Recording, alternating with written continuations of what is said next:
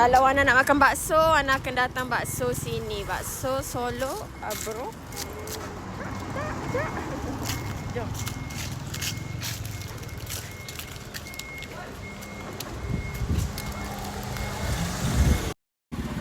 Zaz kat Kota Damansara section 6. Okey, tapi korang boleh je waste dia. Nama dia tu sama je.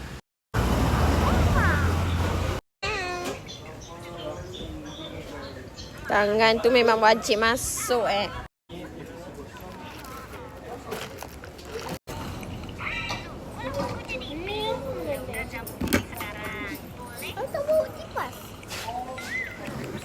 Nasinya makan dulu. Tak bawa lah sayang. Minta maaf ya sayang.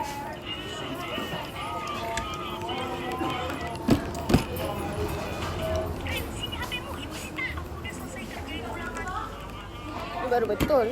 Hari tu yang kat rumah kita tu kicapnya cair, aku boom, banjir terus. Yang kat mana? Kat rumah kita lah, kat simpang tu. Jangan sebut nama pula. Tapi dia dah sewa sebelah tu dah. Tempat untuk duduk macam besar lah.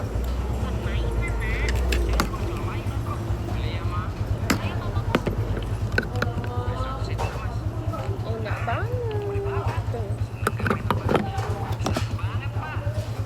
Penuh pun. Mangkuk dia kecil sangat.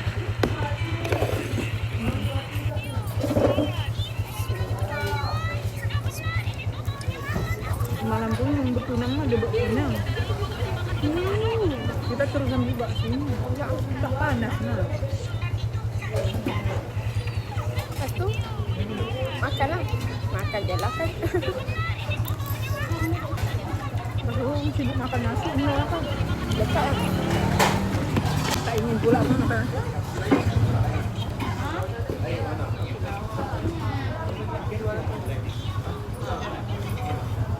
Nasib lah kau dah.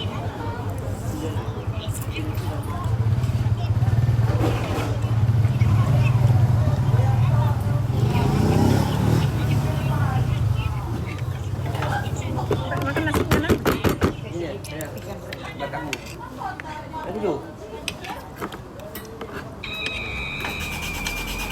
Tak, dah tu memang tak buat.